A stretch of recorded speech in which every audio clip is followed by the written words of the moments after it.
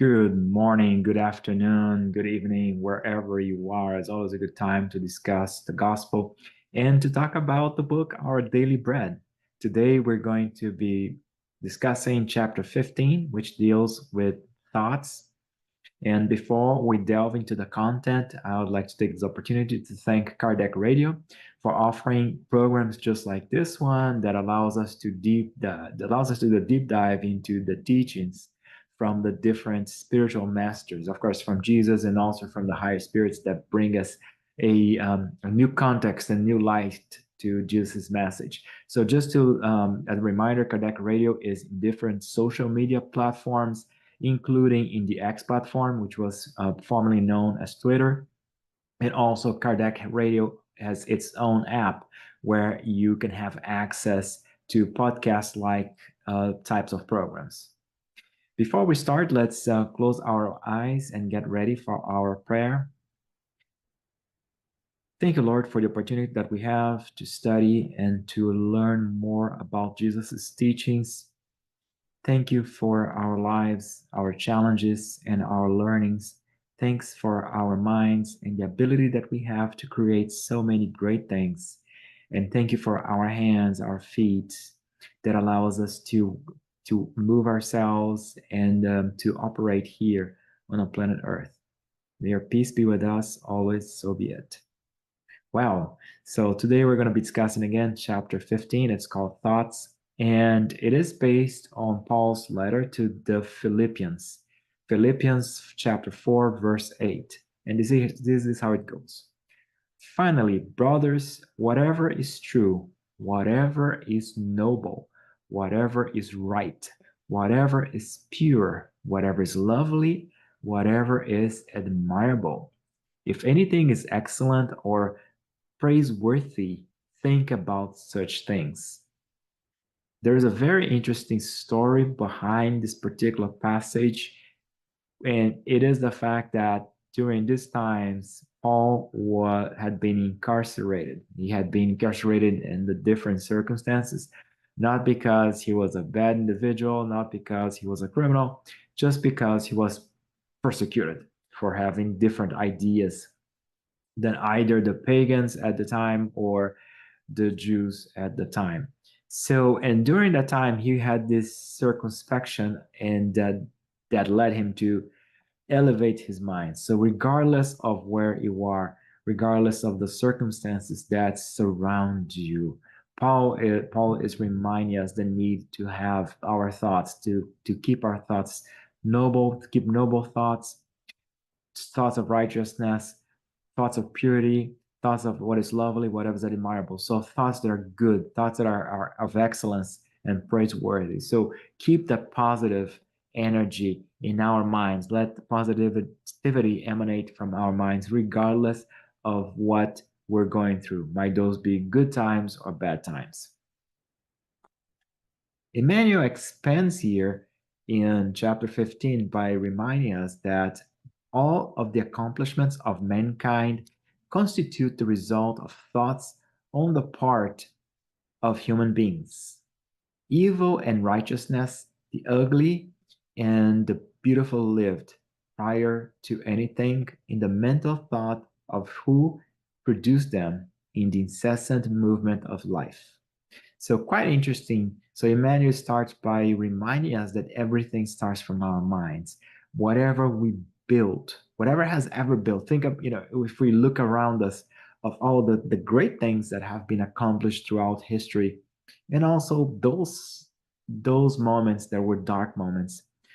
Regardless, whatever action, whatever edification was created, whatever expression, it was formed initially in somebody's mind. So that's the movement of life.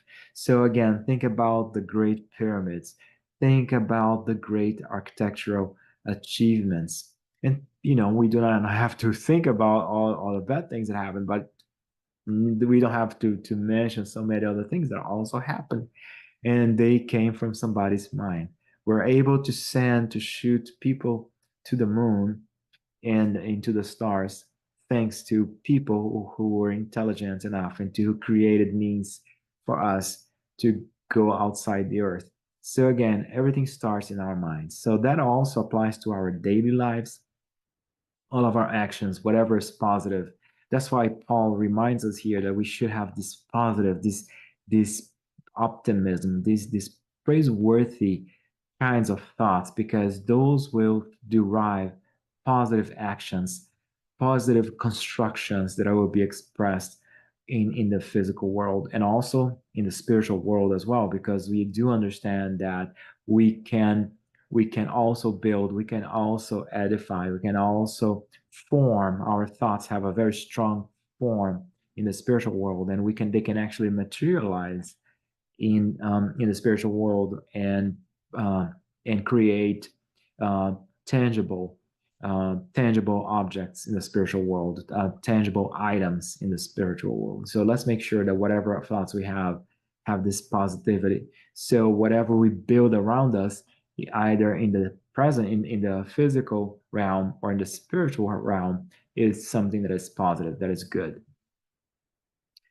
Emmanuel continues, he explained to us that the gospel projects a general route so that the mind of man may be renewed on the path to the superior spirituality, proclaiming the necessity of such a transformation towards higher spheres. So, again, just a reminder of the message of the gospel, the message of love, the message of positivity, the message of fraternity. So whenever we're exposed to those messages, they just renew in us the path of superior spirituality, and which is a necessity for transformation towards higher spheres, towards whatever is, so that we can act as a better version of ourselves. Paul continues explaining here that it will not be by acquiring a higher intellectual level in philosophy that the disciple will initiate his efforts towards achievements of this nature. To renovate thoughts, it is not as simple as it may appear at first glance. It requires a great deal of renunciation and profound control of one's inner self. So I like the reference here that Paul makes to our inner self, to who we are. So our ability to control who we are, to control how our feelings. It's kind of hard. It's an oxymoron actually say control your feelings, but again, you cannot necessarily control your feelings, but you can control how those feelings are expressed in your mind. So it also he reminds us that it's not just acquiring high intellectual level in philosophy. So we can study all the spiritist books. We can study the gospel so many times, and we can also be exposed. Of course, we're talking about the spiritism here, but regardless of one's doctrine, regardless of one's belief system, he or she might be very versed in the teachings, but it's not just an intellectual exercise. It is an exercise that comes from within. So, what's the point in us having all this good that we're being exposed to if we're not using those to renovate our thoughts? And interesting that Emmanuel warns us here that it's not as simple as it appears at first glance, because we have to confront who we truly are. We can have our masks, we can have our personas that everybody sees in the world, but only we know what's inside of us, or at least we should have an understanding. We do not know everything that we have inside of us, because we still have our the so-called shadows, to have our shadows inside of us. But we do have the opportunity to at least confront ourselves and look for the better version of ourselves, the famous inner transformation. He continues, he explained to us that those qualities are not easy for one to achieve without hard work and how heartfelt sacrifice. So it's not easy. It's not easy. We should not think that it's an easy task. It requires hard work. We have to work on ourselves and do sacrifices, because it's always easy for us to react so many times and let the negativity that is out there to overwhelm us, but we do have this chance to using we can work hard, we can counterbalance that negativity with the positivity that we build inside of ourselves. And to finalize this paragraph here, Emmanuel explains that it is for this reason that many workers modify verbal expressions, judging that they have reformed their thoughts. However, at the moment of recapitulation, due to the repetition of the circumstances, the redeeming experiences once again encounter analogous disturbances because the obstacles and the shadows persist in the mind as occult phantoms. So a lot of times us, and he's referring here as many workers, but a lot of times us, we forget about, we try to create, to express again, this is our persona, this is what people see. So we have this amicable external nature, this very friendly, very jovial way, but it doesn't necessarily means that we have done our inner transformation, that we are being judges of our behavior, and that we actually have internalized that. Of course, if you internalize it, those expressions will come naturally from you. You're going to be able to be that and whatever you do. And you're not going to need verbal expressions. Of course, the verbal expressions will come naturally, but everything in you is going to express that, is going to express this peace, this positivity, this good vibes, because it is what's inside of us. So we are actually expanding. Like Jesus used to say, is not what goes inside of a human being that defiles that individual. It is what comes out of the human being. So it's not the external that makes us better. However, what our actions are what show who we are. Those are what defile us. Those are what make us go either in the path of righteousness or in the incorrect path. So again, we might change the way we behave externally, and that's fine. But the most important aspect that we have to change is to confront our inner selves, is to do the inner transformation and to understand what is it that I need to improve and where is it that I might become more positive, more constructive, and a better participant in the great work that is the universe. Emmanuel continues here indicating that to think is to create. So very important. We think, no pun intended. So we think that what's in our mind has no repercussions. But again, what's in our mind generates habits. And those habits, they generate actions. And again, there's this whole point of what we project all around us in the universe. So, from a spiritual standpoint, what kind of energy are we allowing to surround us? Are we allowing to get all this positive energy and create this quote unquote force field of positivity? Or are we big antennas just irradiating negativity, even though our supposed actions might be so peaceful? But again, what kind of thoughts are we having?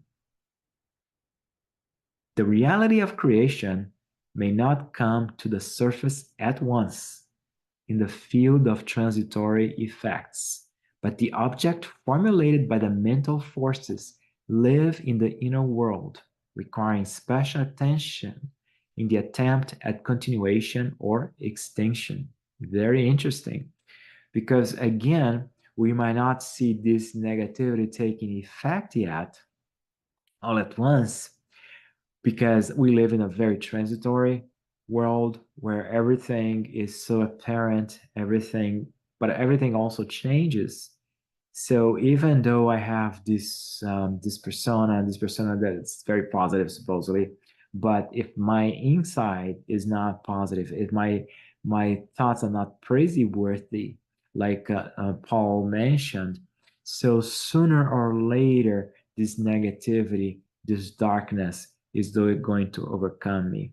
And that's why a lot of times we feel ourselves, we realize that we're ill. We create our own illnesses, and we hurt our spirits. We hurt, and in turn we hurt our bodies just by accumulating so much negativity inside of us.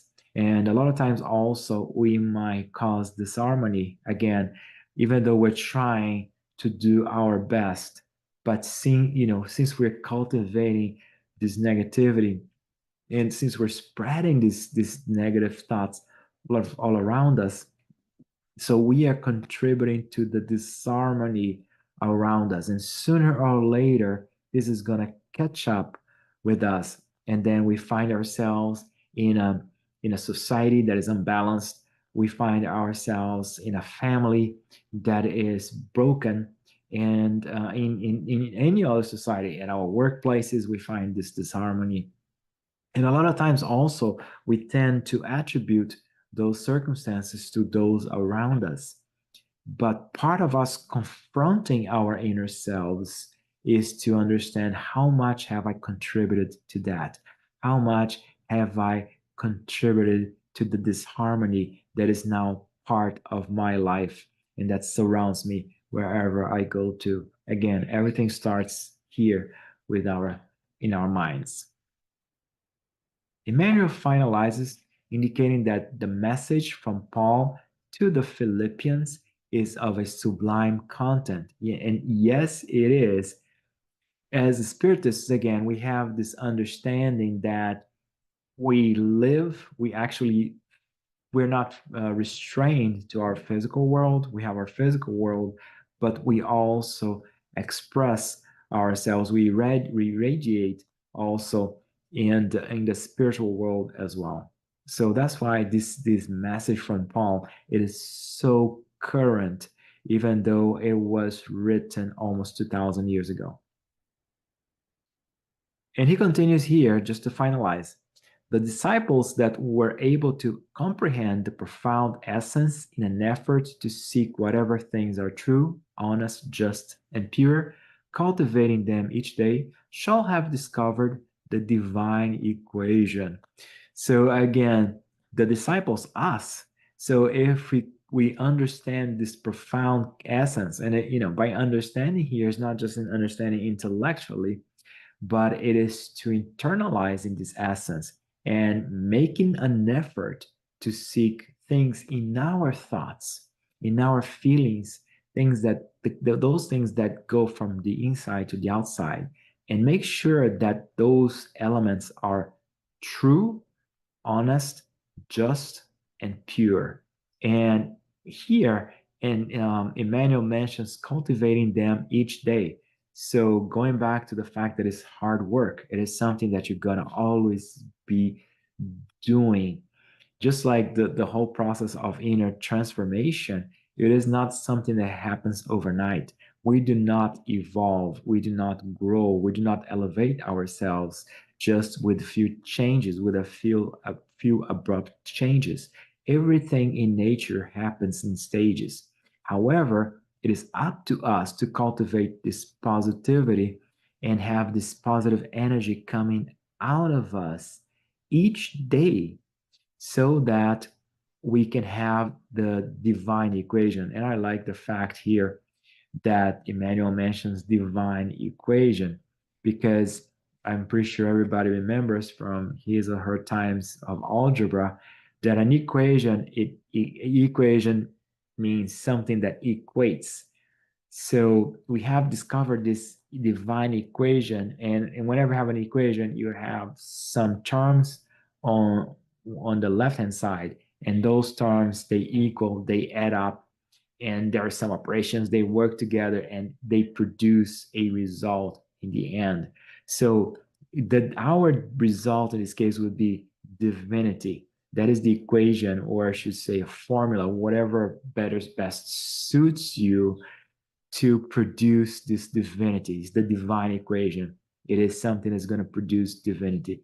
Again, it goes beyond the way we express ourselves physically and verbally and visually. It goes beyond that, and it's how we radiate, how our thoughts, how they truly express who we are, or at least how they express who we are striving to become. I hope you liked today's message from Emmanuel. Let's make sure that we keep those positive thoughts. And again, I'd like to thank Kardec Radio again. If you liked this particular explanation, make sure you click the little like button, and make sure also you subscribe and you click the bell button so you can get notification of this particular content for this particular segment, or from so many other segments that are offered also from Kardec Radio. So in this moment, let's close our eyes in prayer.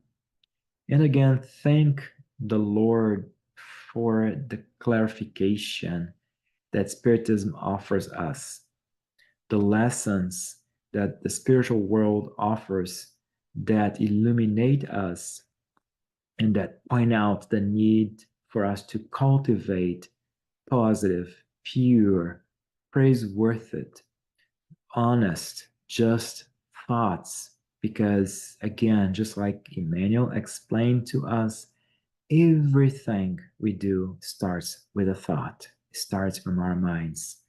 So make sure that we have the positive thoughts, the positivity inside of us, so we can offer to all of those around us, both incarnate and disincarnate, and also to an extent offer them to us as well. We thank for all the opportunities for learning and for the reflection, and we ask the spiritual friends to keep on guiding us in our journeys. Each one of us has his and her journey. May they guide us in this journey, in our individual journeys, for progress, for betterment towards the light. Again, that journey happens every single day, but everything that we do starts with a thought. So be it.